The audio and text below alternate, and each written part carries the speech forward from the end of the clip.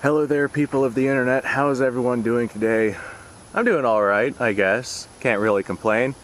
You guys like my hat? I like my hat too. Today's discussion is, of course, inspired by a conversation that I was having with a buddy of mine. I got a lot of buddies, and then these buddies are also into, not necessarily firearms, but awesome stuff in general. And we discuss a lot of really interesting topics. And in this particular case, we were discussing a topic that I thought I should bring to light to other people. So me and my buddy were hanging out, and I was talking to my friend about my theory behind the importance of getting multiple firearms that are chambered in multiple different calibers. See, my friend is a gun collector, but he's a modern day gun collector, and he collects AR-15s. He has 87 AR-15s, all chambered in 223. Guess what you can't get right now in the United States? At least not very easily, and definitely not for very cheap. 223 ammunition. Good luck trying to find it. I know, especially at the beginning of the year, man, that stuff was like non-existent. You couldn't find it anywhere. And now they're reaching the end of the year, nearing election time. Things are starting to pick back up, and the scares are starting to become more predominant. We got all these riots going on around right now, and 223 ammunition is worth its weight in gold.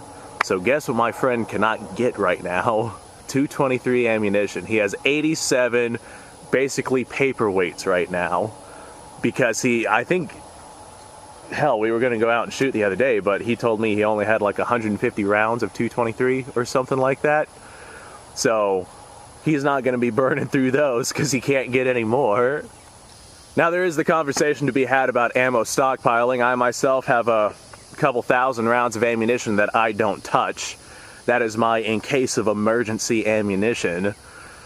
But I mean, what happens if my house catches on fire? What happens if some rioters come marching down my road and decide to, burn down my house or kill my family or do whatever? I won't let them because I'm, a armed, law-abiding civilian. But things happen. What happens if they show up, whenever I'm not home, and I come back and find my house is, completely burnt to the ground and all that ammunition is now gone? I can't get 223s anywhere else.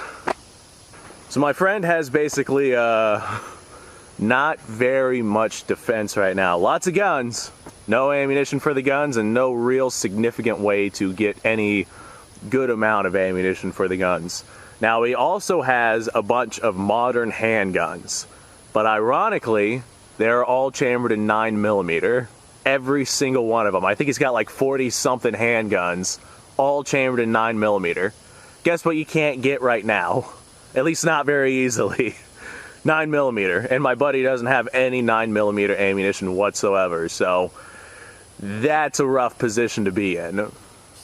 Now, during normal times, I could understand his line of thinking. If you have a bunch of guns all chambered in the same caliber, then you could just buy that caliber in bulk for a lot cheaper, and you could, use a whole variety of guns that you have using the same type of ammunition. Logistically speaking, it works. But if that ammunition is not available, you're in a bad spot. And every 4 years or so, that happens here in the United States. We all know why. Now, it is because of that I'm kind of bringing up this point. Whenever you can't find 223 ammo here in the United States, which is by far the most common defensive caliber in terms of rifles here in the United States, 223, whenever anything hits the fan, that is the first thing to go. There's like a spider right here, and it's flailing around. Let me get rid of this guy. There we go. Go over there, buddy. Where'd he go? It's windy right now, and he's like blowing around. I'm gonna go ahead and step back a little bit. Okay, come here, you. There we go. Now he's over there. Awesome. But with how predominant 223 is here in the United States, whenever people start buying it because they're scared, everyone starts buying it because everyone is scared, and it becomes very hard to find. Guess what is a lot easier to find? Not quite as effective in terms of long-range capability, but I think for most of the civilian market here in the US, it's adequate. The 7.62 by 39 ammunition. It seems that whenever the 223 ammo disappears, 7.62 by 39, for the most part, can still be found. Now that's not always the case. I know here at like the very beginning of the year, whenever we were having severe ammo shortages, I could not find 7.62 by 39 to save my life. I also could not find 223. But repeatedly, whenever I go hunting for 223 and it's unavailable, 7.62 by 39 is still available.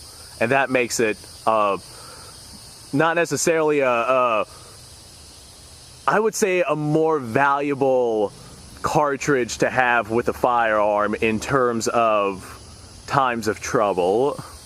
Now, it doesn't really matter what your preference is. It doesn't matter if you're an AR guy or an AK guy. Having an AK-47 with 1,000 rounds of ammo that you could get right now is a hell of a lot better than having 5 AR-15s that have no ammunition in them whatsoever.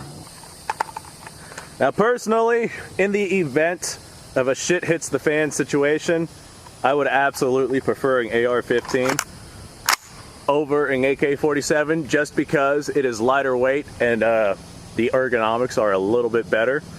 But if I am unable to find any ammunition for said AR-15, then that AK-47 becomes a very, I keep looking this way, I'm looking right at the AK-47, it becomes a very, very enticing option. So, although we are facing a horrible shortage right now, keep an eye out for Kevin. You're probably going to hear some peacocks screaming. I got 5 of them, they're all named Kevin. I'm making sure that no one's over there. Despite our ammo shortages right now, I'm going to go ahead and blast some 223 downrange because I'm just in that mood.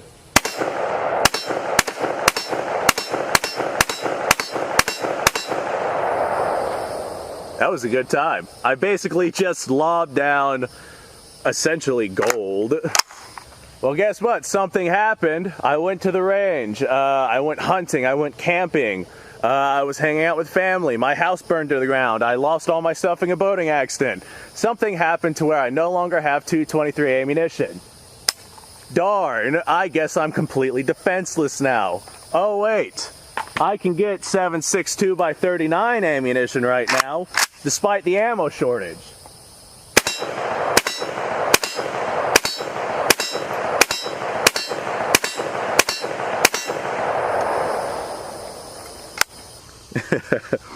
I just oiled this gun, so I got like a bunch of hot blowback oil right in my face. Now 7.62 by 39 ammunition is not always available, so there are other alternatives. Guess what? I got myself a Mosin Nagant, however you want to pronounce it, 9130, chambered in 7.62 by 54 rimmed. This stuff you could pretty much always find. Now, would I recommend the Mosin for modern combat? Hell no, I would not recommend the Mosin for modern combat. It is far too long, or far less ammo than you would want in a modern combat situation. Far too heavy, far too cumbersome. The rate of fire is just not great enough, but hey, guess what? Old Mosey, with her 5-round capacity and ammunition, is a hell of a lot more effective than that. Of course, in times of trouble, if something happens and you don't have a firearm to defend yourself, guess what you can get for pretty damn cheap? The Mosin. Especially if you find one sporterized. Who cares if it's got its original stock? You're using it for freaking self-defense. You're not buying it to be a collectible. Get yourself a sporterized Mosin. They typically run about 200 bucks or so. Get yourself a 440 can of ammunition. Typically runs about 200 bucks or so.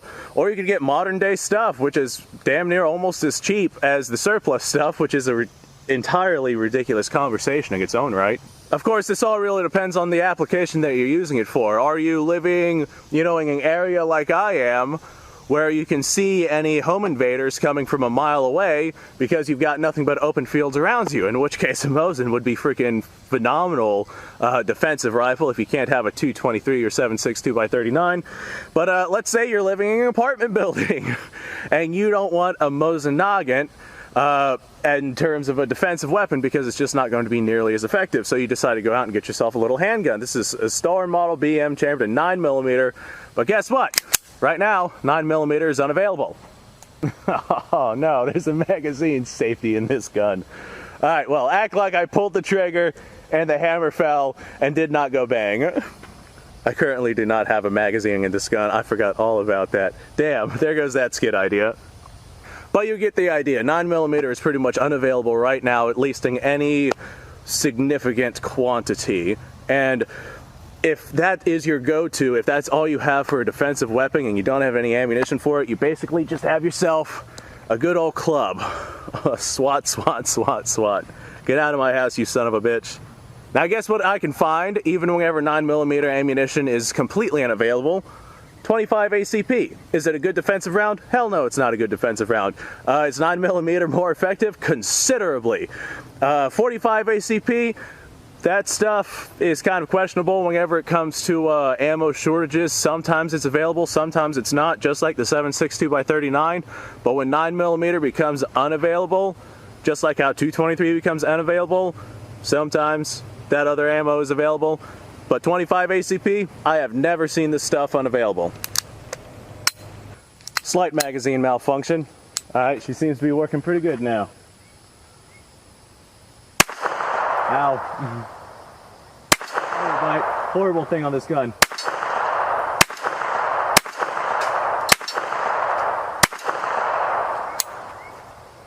Okay, 25 ACP. Is it ideal? Hell no. Is it something that you can get right now to defend yourself?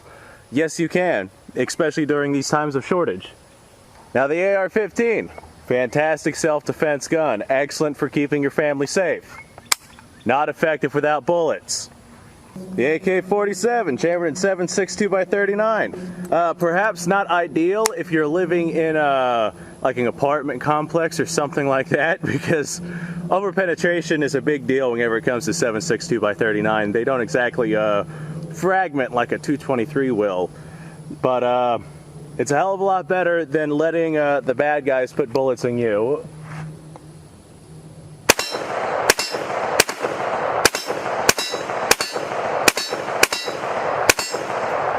I think that was only 9.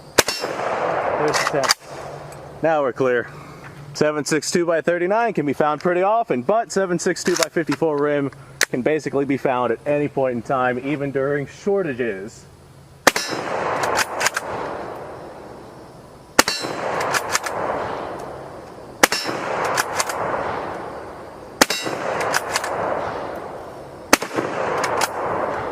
Not ideal for close quarters combat, but if you're living at a distance like I am, you can make it work. It's a hell of a lot better than waving your fist and yelling out mean words. You know what? I have a few more rounds of 54 rimmed left, and I'm having a lot of fun shooting this Mosin, so we're just gonna fire a few more downrange.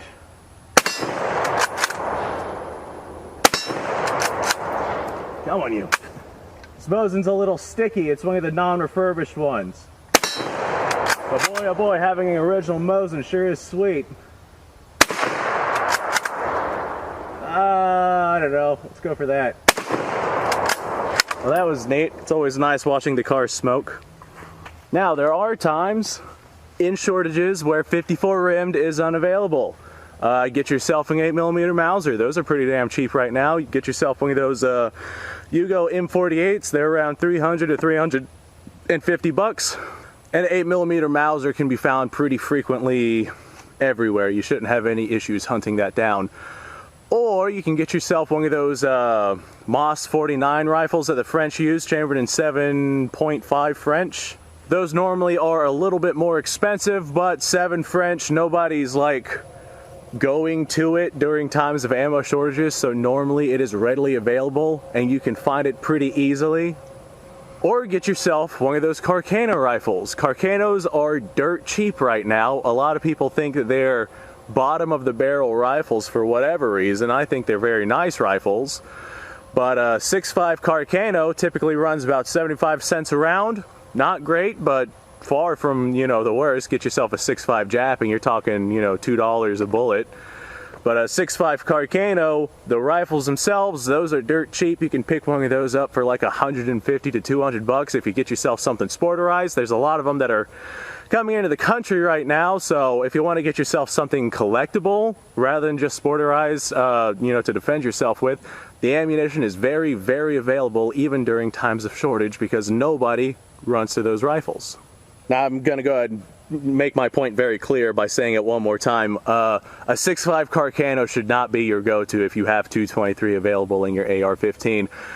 But if your AR-15 is empty and you can't find ammunition, like, you know, I can't seem to find ammunition that's not, you know, $1.50 a bullet.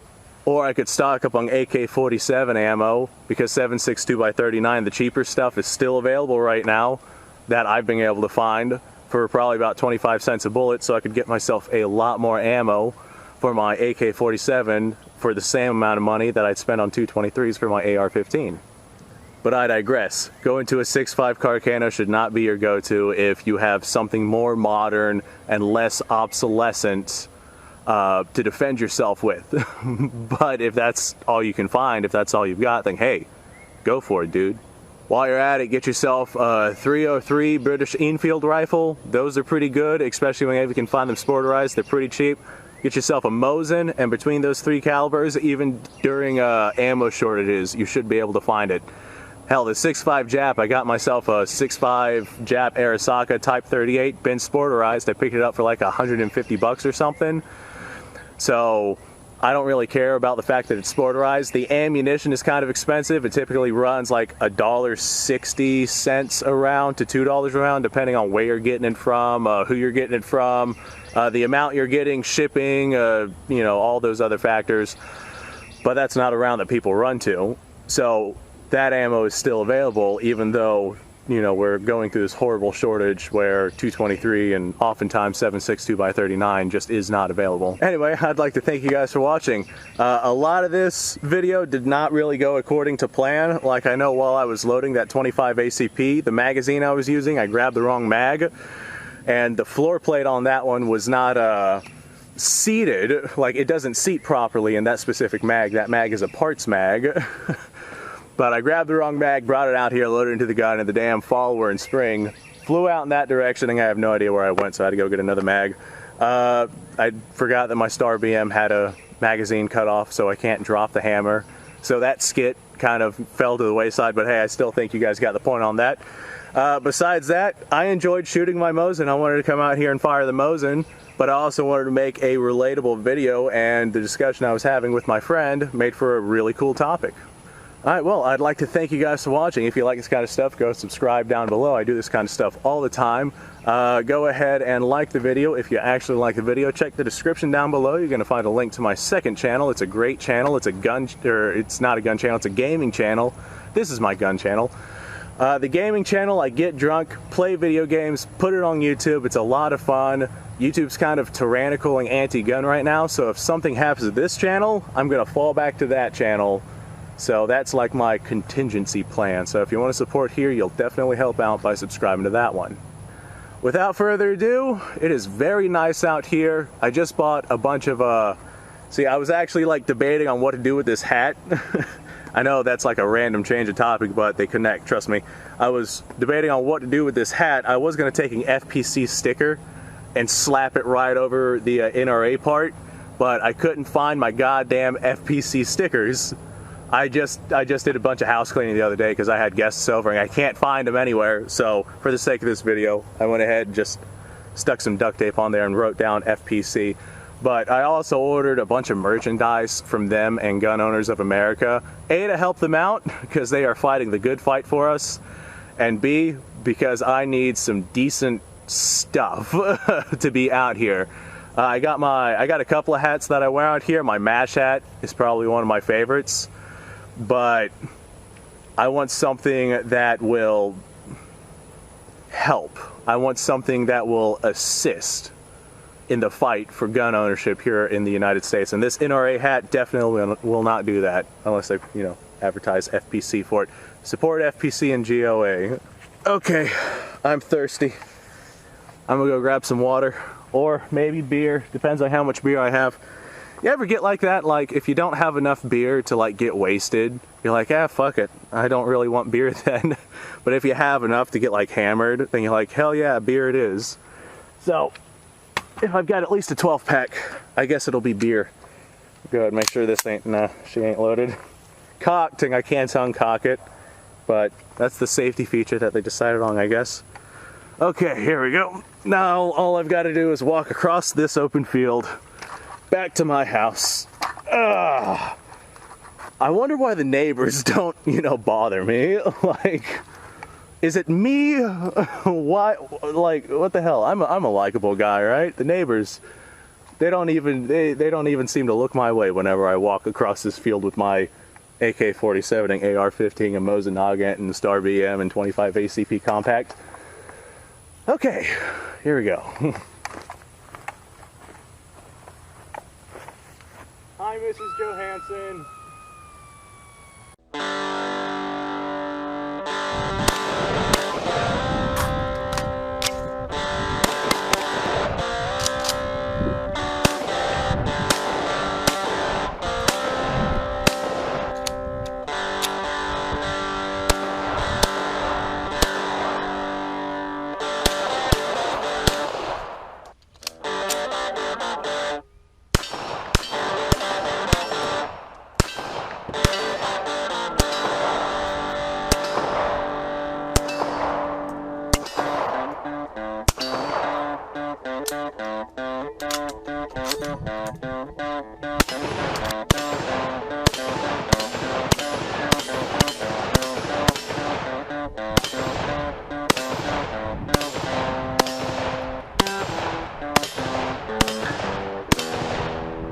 Been a little while since I've done this.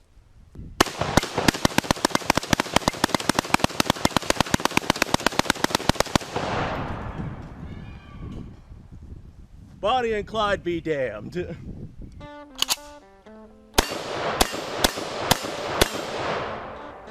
Poor man's Garrett.